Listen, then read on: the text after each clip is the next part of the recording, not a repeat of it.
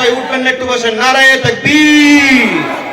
আয় আল্লাহ তাআলা তোমার জন বান্দা রব্বুল আলামিন মওলাই করিম সূরা হাবালি সাহেব রব্বুল আলামিন আল্লাহ দেখে তোর মার নামত রব্বুল আলামিন মসজিদের কারণে 1 লক্ষ টাকা তোমার বান্দা দান করে দিলে আল্লাহ দেখে তোর মা নাই দুনিয়ার পর বিদায় লো কবরত হইয়াছে মাবুদ অন্তরর পর মই মুসাফির দোয়া করিছো আল্লাহ